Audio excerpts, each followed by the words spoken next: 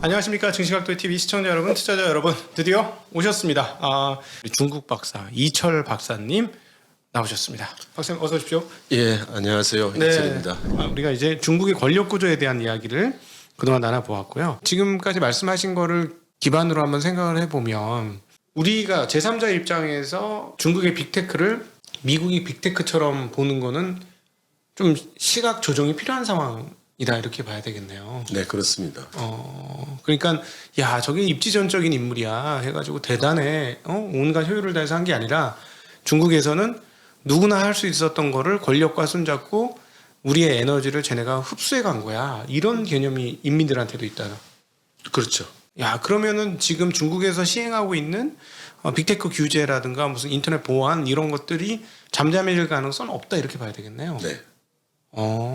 네, 그렇군요. 그러니까 저희들은 미국의 빅테크 개념으로 자꾸 중국을 보다 보니까 네. 이게 도대체 무슨 일이야 하는 게 있고 외국인들 투자자 입장에서 굉장히 불안하거든요. 네. 얘네들이 왜 자꾸 이러나. 그리고 끝날 줄 알았는데 끝이 안 나고 계속 진행되는 이런 상황들.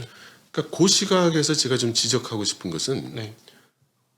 예를 들어서 시진핑 주석을 비롯한 중국 공산당이 민간 대기업을 두들겨 잡는다. 네. 그리고 이것이 어쩐지 자본주의를 배척하는 공산주의 이런 프레임이 돼가고 있는 것 같은데요. 네네. 그렇지 않습니다. 네. 제가 볼 때는 이 중국의 경제 구조가 네. 이렇게 돼 있다고 봐요. 어떤 한 산업이 있으면 네. 이제 가장 출발점이 되는 업스트림이 있고요. 네. 원자재나 중요한 그 기초를 만드는 네. 업스트림이 있고 이것은 다 공산당이 국유화하는 겁니다. 네. 그래야 이 산업 전체를 컨트롤할 수가 있으니까. 근데 이게 내려가면서는 많은 제품과 산업으로 이제 퍼져나갈 텐데 이걸 뭐 계획 경제식으로 할 수가 없는 거예요. 그래서 이 부분은 다 시장 경제로 돌아가는 겁니다. 네.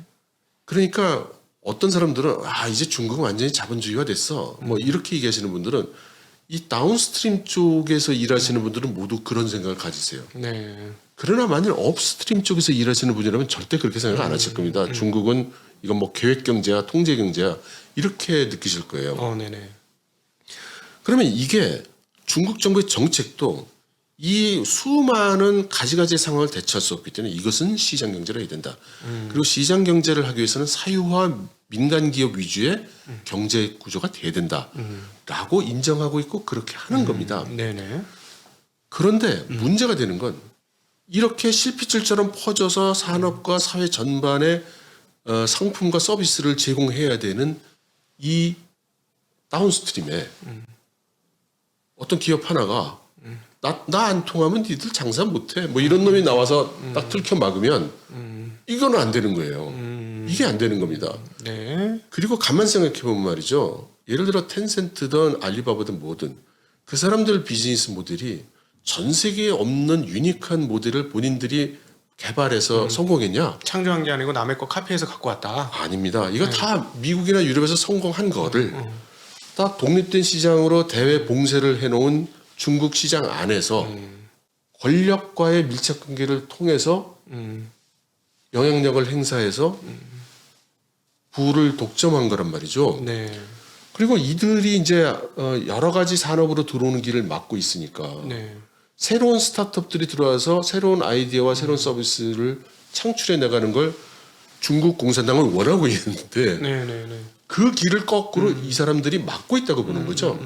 그래서 두들기는 거지 민간 기업을 두들기거나 시장 경제를 두들기는 게 아닙니다.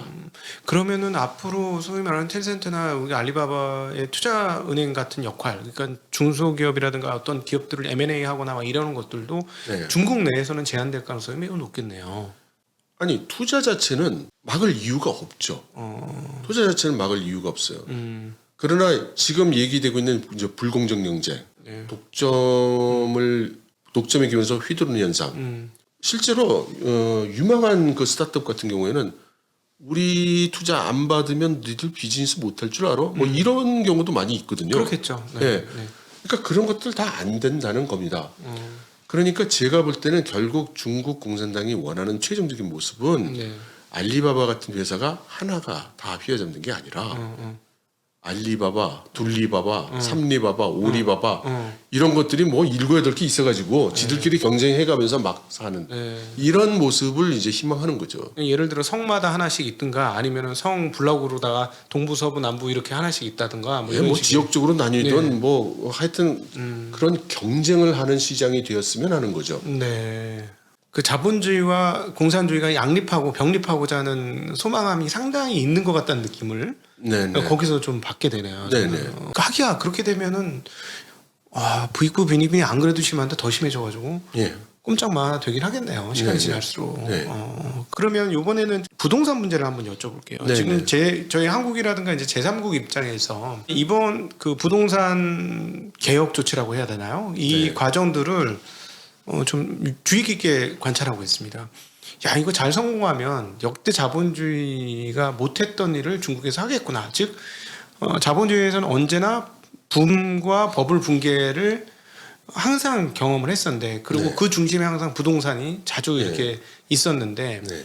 와 뭐 중국도 안 보나 저 뻔히 저렇게 될 것 같았는데 중간에 저렇게 중국 당국이 들어와서 그걸 꺾음으로써 연착륙을 시키는데 성공할 수 있을 것이냐 과연 그렇게 할 수 있을 것이냐와 더불어 너무 오래도록 부동산 의존적인 경제 시스템을 가지고 왔는데 과연 극복하고 경제 성장의 길을 다시 토대를 닦을 수 있을 것이냐 안 밀리고 그냥 다시 부동산을 허용해 주지 않고 하는 의혹이 같이 있어요. 네네. 예, 가능할 것인가는 내심 기대감 불안감과 더불어 정말 할까? 네네. 이런 여러 가지 그 교차되는 생각이 네네. 저희한테는 있거든요. 네네. 어떻게 현재 있으시면서 보시겠어요? 부동산 정책을 보면 중국 정부는 그동안 사실은 부동산 정책을 지원하는 시기도 있었고 네, 억제하는 시기도 있고 그랬습니다. 네, 그리고 리만 브라더스 사태 이후에 GDP 성장을 이루기 위해서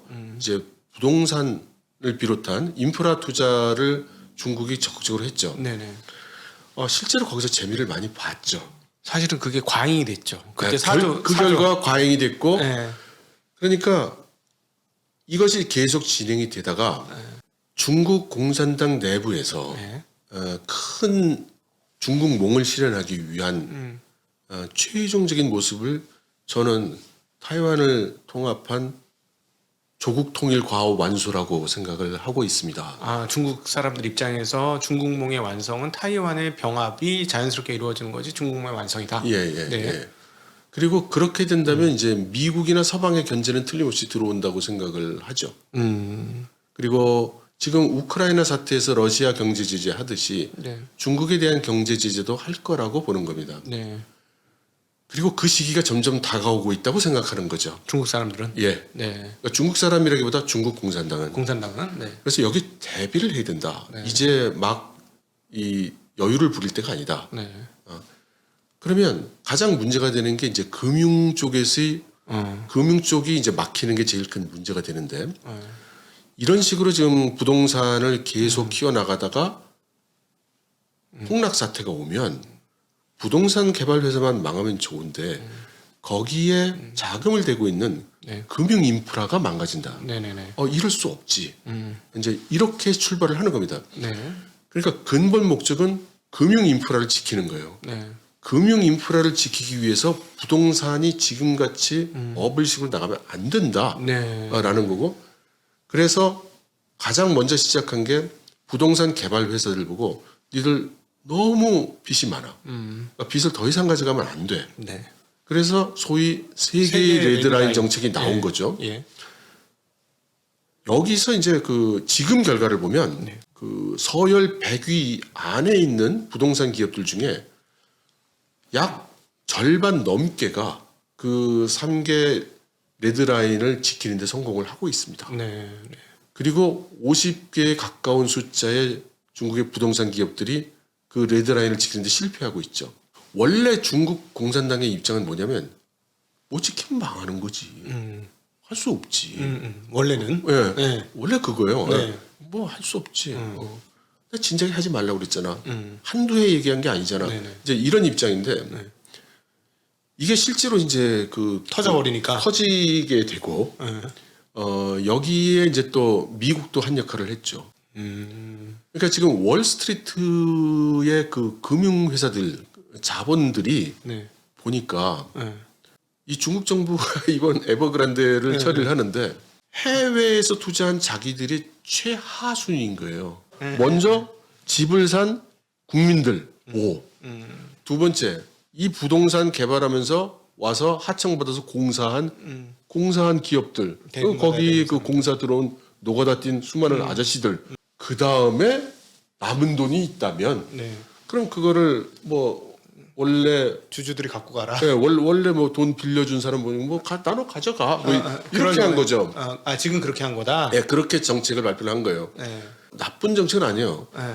그리고 사람들이 어휴 다행이다 이제 이랬겠죠. 네네. 근데 월스트리트에서 보니까 가만히 있어봐. 그러면 나 어쩌면 한 푼도 못 건지게 되겠네. 이건 문제가 있는데 이제 양방향으로 이제 압력을 넣죠. 그래서 미국 정부 쪽으로 넣은 압력은 블링컨 외무장관이 중국한테 전화해가지고 에버그란데 이거 공정 공평하게 처리를 하셔야지 중국 아저씨 이렇게 또 얘기를 합니다. 네. 근데 뭐 공정 공평하게 안 한 거는 사실 일단 없다고 봐요. 네네. 그러나 미국에서는 이제 압력을 넣는 겁니다. 우리 미국 회사들 피해 줄 거야? 우리 돈 띄게 생겼으니까. 네, 우리 미국 자본들의 피해를 줄 거야? 뭐 이런 게 간 거고. 두 번째는 월스트리트가 이제 그 중국 지도부에 압력을 넣죠. 이런 식으로 나오면 우리 자본 빼가는 수가 있을지도 몰라. 그러면 또 이게 곤란한 거죠. 옛날에 남미에서 하던 방법이네요. 그러니까 네. 막 고민을 하다가 네. 이제 료허 부총리가 아니 뭐 그 잘 해줄게. 야 에버그란데 너 외채는 꼭 갚도록 해. 돈이 있어야 갚죠. 네. 막 방법을 생각해 있는 거 다 팔어. 이제 이런 식으로 이제 또 지시가 가게 된 거예요. 그러면 이 상황을 봤을 때 네. 부동산이 어떻게 될 거냐? 저는 상당 부분의 부동산의 붕괴는 피할 길 없다고 봅니다. 예. 근데 거기에 대한 데미지를 그 중국의 금융권은 당연히 가지겠지만 예. 중국의 금융권이라는 게 다 국가 거잖아요. 네. 그러니까 국가가 그 흡수하는 거고. 네. 그럼 해외 투자자들에 대한 파급 효과가 얼마나 클 거냐? 뭐 어느 정도 틀림없이 있겠지만 무슨 그 금융 파동이 나고 이럴 정도까지 된다고는 생각하지 않습니다. 네네. 네. 다만 여기서 제가 좀 오히려 주의하는 거는 작년인 것 같아요. 우리로 치면 건설부 장관이라고 할까요? 예. 이 사람이 나와서 이제 공언을 했습니다. 네. 모든 사람이 일정 정도 수준 이상의 집에서 마음 편하게 살 수 있는 조건을 최대한 노력하겠다라고 네. 했는데요. 사실 우리나라에서 보면은 그런 발언은 사실은 별로 뭐 영향가 없는 발언이에요. 그냥 또 뻥까 치는구나. 뭐 이렇게 하고 열심히 넘어가지. 열심히 해보겠대. 아무려면 뭐 열심히 하겠다고 하겠지. 이런 거지만 중국이라는 그 권위주의 사회에서는 이건 다른 얘기입니다. 저거 안 하면 큰일 나는 거죠. 정부가. 네. 이거는 중국 정부가 모두 14억 인민들 앞에서 공포를 한 거거든요. 우리 너희한테 집도 한 채씩 다 준다. 그렇게 할 거야. 그걸 언제 몇 시까지 꼭 100% 달성하고 하겠다는 말은 내가 못 하겠는데 준하는 수준으로 내가 꼭 해낼 거야. 네. 내가 약속하는 거야. 예. 이렇게 지금 공언을 한 겁니다. 네. 그래서 어떻게 이걸 달성하려고 그러나 하고 중국 정부의 정책을 찾아보니 눈에 띄는 정책이 장기 보장성 임대주택이에요. 이게 뭐냐면은 그러니까 뭐 50년이든 100년이든 네가 살고 있는 동안에는 절대 나가라 소리 안 할게. 일종의 한국에서로 치면 영구 임대 이런 거. 영구 임대 이런 거죠. 네네. 상당히 방향은 재미있게 잡은 거예요. 네. 그동안 중국의 부동산을 보면 지금 거의 6천만 채가 넘는 빈 집이 있다는 거 아닙니까? 정말요? 예. 네네. 이게 그러니까 중국적 특색이라고 할 수도 있는데요. 예를 들면 한 도시를 가보면 네. 뭐 우리로 치면 강남구 정도 되는 면적에 아파트가 가득한데 사람이 하나도 안 살아. 이제 이런 소위 귀성이라고 부르죠. 고스트타운 이런 데이 꽤 많아요. 네. 그러니까 수요가 없는데 지어놓은 거구나 그냥. 지은 거죠. 신도시 하겠다고 해서 지어놨는데 사람은 아직 안 들어오고. 그렇죠. 그런 예, 거죠. 예. 예, 그리고 뭐 그러고 나서 5년 지났네, 10년 지났네 뭐 이런 데들이 있거든요. 근데 거기 수요가 없는 거예요. 근데 수요가 있는 데는 모자라. 이제 이런 현상이 있는 거거든요. 네. 그래서 지금 이 영구 임대 아파트를 하려면 싼 가격에 네. 주택을 조달할 수 있어야 되면서 네. 동시에 그 주택 수요가 있는 곳이어야 되잖아요. 그렇죠. 안 그러면 사람들을 옛날 우리 성남으로 쫓아내보내듯이 그렇게 보내야 그렇죠. 되는 거잖아요. 그래서 이제 전제 조건은 집이 모자란 도시. 이유가 뭐든지 간에 하여튼 현재 상황으로서 비어 있는 잘 쓰여지지 못하는 공장 건물, 창고 건물 그런 거 헐어가지고. 뭐 이런 게 있습니다. 예, 예, 헐든지 예, 예. 개조하든지 예. 해서 원래는 여기가 주택을 지을 수 없는 땅인데 공업지대인데 예를 들면 특별히 허가를 해서 이거를 그 임대 주택을 할 수 있게 해주겠다. 그러니까 그거를 만들어서 임대를 줘라. 그렇게 해서 발표를 했어요. 그럼 나중에 집값 폭락하겠는 걸? 그러니까요. 예. 그리고 나서 2달쯤 있다가 국무원에서 또 지시가 나갔어요. 리커창 총리 지시로. 네. 금융기관들은 이렇게 그 임대주택 짓겠다 하면 융자를 주란 말이야. 라고 또 지시를 했어요. 심각하네. 시간이 지나면. 그게 네. 사실은 저항이 있는 겁니다. 네. 저항이. 그렇겠네요. 네. 현지에서는 네. 그러면 개발업자들이 그럼 나 뭐 되는 거야. 그렇죠. 네. 그러잖아도 뭐 3개 레드라인이니 뭐니 해가지고 나를 이렇게 공격에 몰아놓고 그리고 보통 부동산 개발업자의 뒤에는 또 지방 정부나 그렇죠. 그게 있을 테니. 예, 그런 경우가 많죠. 네. 그러니까 뭐야 이거.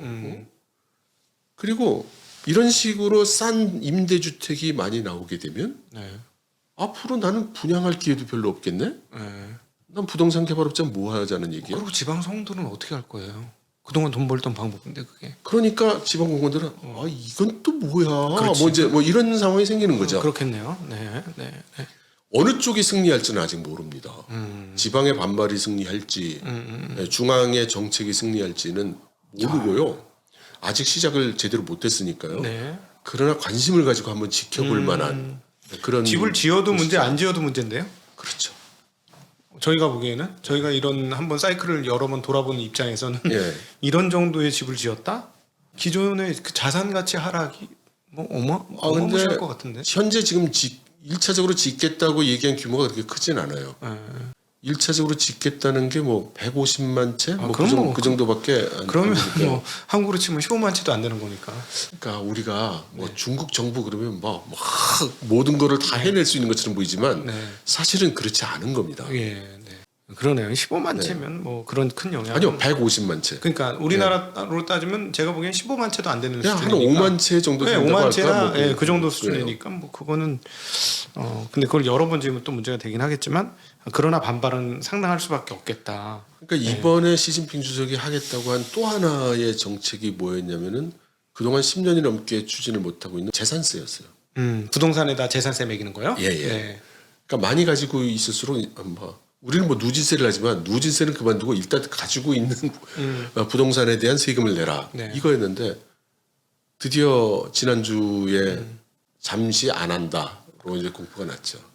밀리는구나. 밀리는 거예요. 시진핑 주석이 이걸 얘기를 해가지고 벌떼같이 이제 반대가 일어났고. 근데 이제 그 인민들은 그걸 보는 겁니다. 네. 시진핑 주석이 이들 부자들 말이야. 그렇게 많이 뭐 100채씩 200채씩 가지고 있으면서 그럼 곤란하지. 네네네. 공동부여 아니야. 우리 사회주의 국가라고 네. 이렇게 얘기를 하면서 어차피 10년 전에 결정했던 일이잖아. 부동산세 네. 전면 실시 했더니 절대 안 된다. 그래서 부분 실시 절대 안 된다. 세율 좀 낮춰줄게. 절대 안 된다. 지금은 잠시 안 하는 걸로. 확실히 그 이익 집단은 결상전이죠. 네네, 이익 그렇습니다. 집단은 뭐 항상 결상전을 하게 되어 있고 예. 네 그런 상황이구나. 네. 이거 너무너무 재밌습니다. 시간 가는 줄 모르겠는데 그러면은 앞서 그 중국 몽이라는 게 예. 타이완까지를 완전히 하나로 병합하고 통합하는 통일되는 것을 중국 몽의 완성 단계라고 생각을 할 것이다. 중국 네. 지도부는 그렇게 말씀하셨는데 이건 이제 중국 지도부의 생각이고 네. 타이완의 사람 또는 타이완의 지도부 그다음에 이번에 우크라이나 사태까지 벌어지면서의 타이완의 느낌은 완전히 다를 것 같은 생각이 들거든요. 네, 네. 어떨까요? 일단 그 중국이 타이완을 공격할 개연성에 대해서는 타이완 국민들은 모두 그렇게 생각하고 있죠. 공격할 것이다. 언제 공격할지 모른다. 네. 이런 위기의식 하에 있고요. 예. 그리고 지금 그 집권 여당인 이제 민진당 입장에서는 뭐 결사항전이죠. 그런데 결사항전하면 버틸 수는 있는 거냐? 그러니까. 이런 의문이 있고 예. 거기에 대해서는 일반적으로 이제 미국이 올 때까지 버티면 된다. 그러니까 그게 일주일 걸릴 것이다. 네. 그래서 인민해방군은 3일 내에 점령하겠다. 뭐 이런 식으로 작전을 짰다. 네. 뭐 각종 얘기가 많습니다. 네.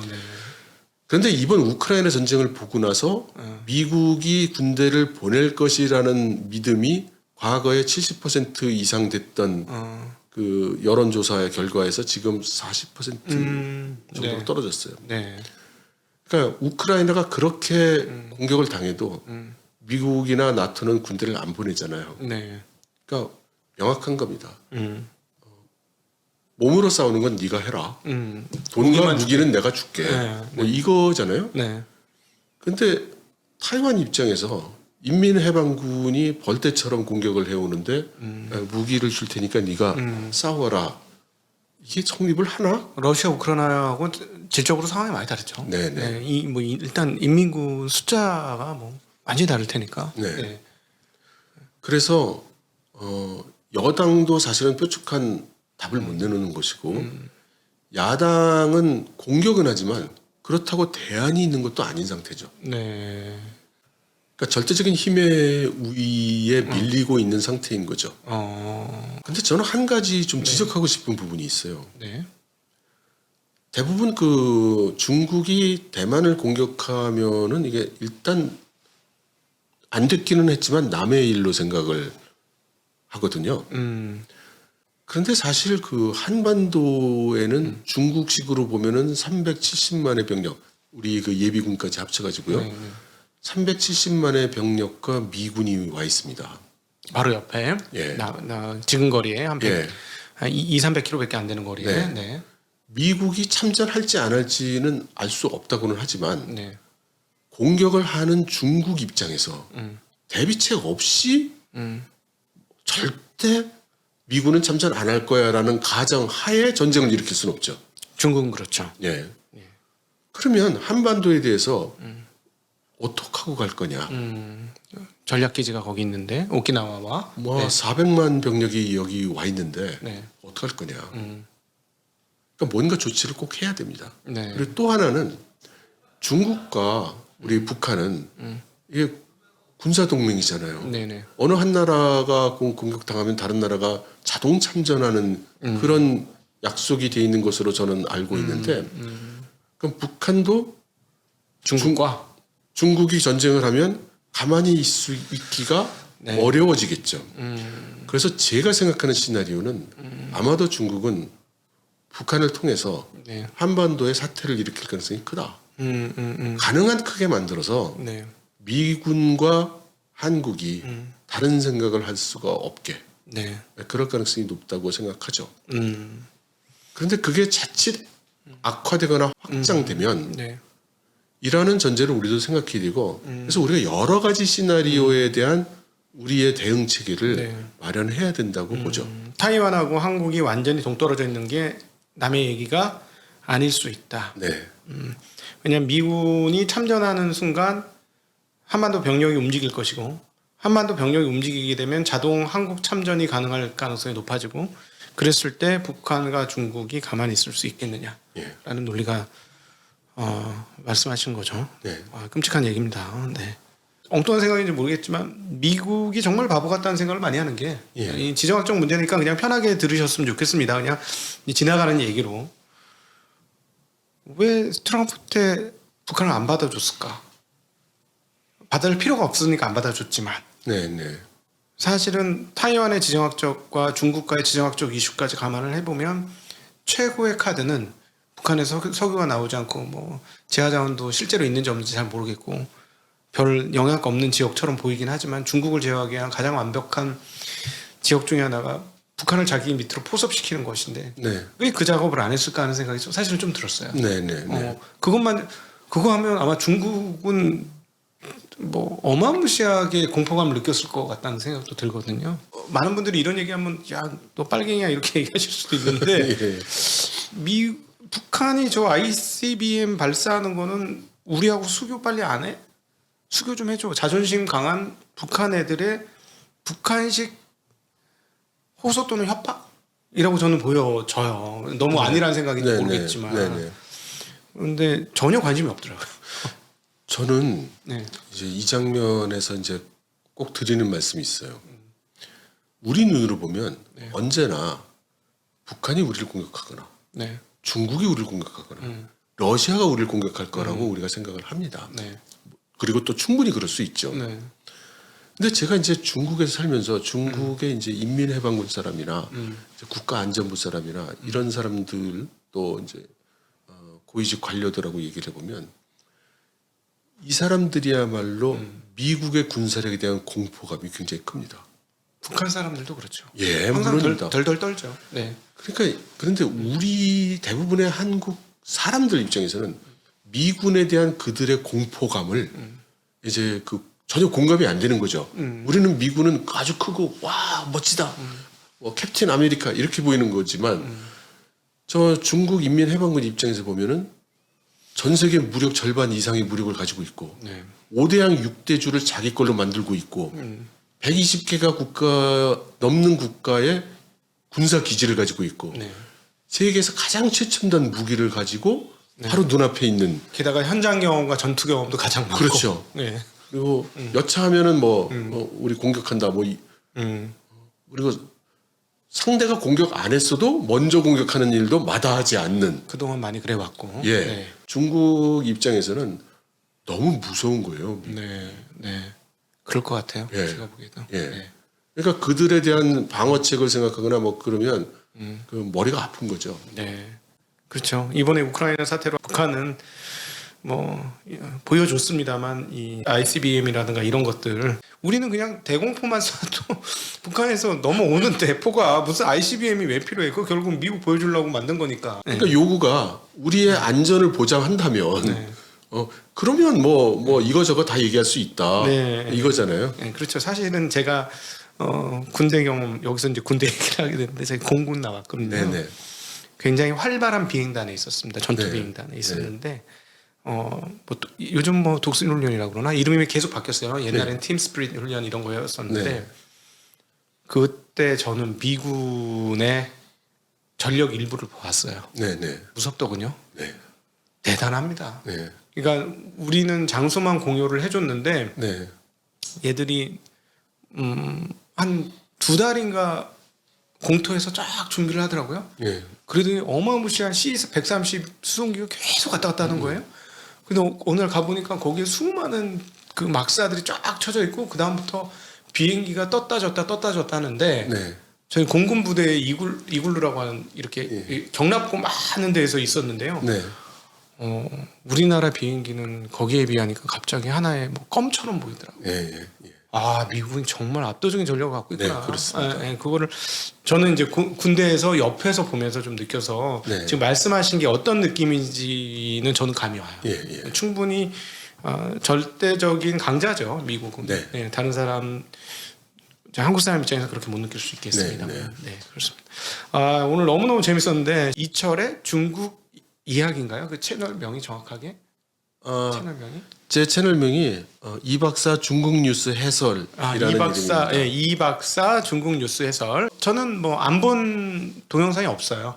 그래서 감사합니다. 항상 보고 있고 아마 제가 질문한 것 중에 여러 번 저거 내가 얘기했던 얘긴데 하고 아마 오늘 느끼셨을 것 같은데 아주 좋은 채널이고 일단 시각이 저가 느끼기에는 중립적이고 객관적이고 신선합니다. 그래서 중국을 이해하시려면 우리 이 박사님을 통해서 중국을 보시면 훨씬 더 깊이 있고 제대로 된 이해를 하실 수 있지 않을까 하는 생각이 듭니다. 우리 저희 채널의 증시각도의 TV 구독자 시청자분들한테 해주고 싶으신 얘기. 우선 오늘 이렇게 초청해 주셔서 정말 감사드리고요. 중국에 관련된 여러 가지 경제적 이슈 또 투자 이슈들을 보실 때 한쪽으로 그 쏠린 그런 보도가 많기 때문에 네. 언제나 객관적 데이터를 파악하시는 그것을 잊지 않아 주셨으면 좋을 것 같습니다. 네. 그리고 오늘 책을 하나 갖고 나오셨는데 참고로 말씀드리면 저희들 뭐 이렇게 책 얘기하면 책 팔러 나왔어요 하시는데요. 저희는 책 팔아도 별로 남는 게 없어요. 책은 그렇게 남는 게 아니에요. 절대. 사실은 지적 재산을 공유하는 다른 사람과 쉐어링하고 나누고자 하는 욕구 때문에 책을 쓰시는 거거든요. 근데 저는 처음으로 이렇게 안 읽어본 책을 여기다 처음 세워놔봤는데 왜냐하면 어제 나왔어요 이 책이. 네네 그래서 그렇습니다. 지금 갖고 와서 저한테 보여주셨는데 중국 주식 투자 비결. 제가 이 대담하기 전에 아주 살짝 살펴봤는데 일반 주식책하고는 결이 좀 다르다 이런 느낌을 많이 받았습니다. 네. 이 책 한번 더 오셔야 될 것 같은데 중국 가시기 전에. 불러주시면 제가 이 책 기꺼이 관련해서도 올게요. 한번 예. 또 한번 얘기하시면 좋을 것 네, 같아요. 네. 네, 오늘 너무너무 즐겁고 신나는 시간이었습니다. 저 여러분들도 아마 그렇게 신나고 재미나게 들으셨을 것 같은데요. 우리 댓글로 재미나셨다면 우리 이 박사님 또 오세요라고 댓글을 꼭 좀 달아주셨으면 좋겠습니다. 예, 감사합니다. 네, 오늘 이 시간에는 우리 공학 박사, 중국 박사 이철 박사님과 함께하는 투자 인사이트 시간 하면서 함께 우리가 알았던 중국, 몰랐던 중국, 알아야 할 중국에 대한 이야기를 아주 심도 있게 나누어 보았습니다. 오늘 귀한 시간 만들어 주셔서 진심으로 감사드립니다. 저야말로 네, 감사합니다. 네, 고맙습니다. 네. 우리 같이 시청자님께도 같이 인사하겠습니다. 고맙습니다. 예, 감사합니다.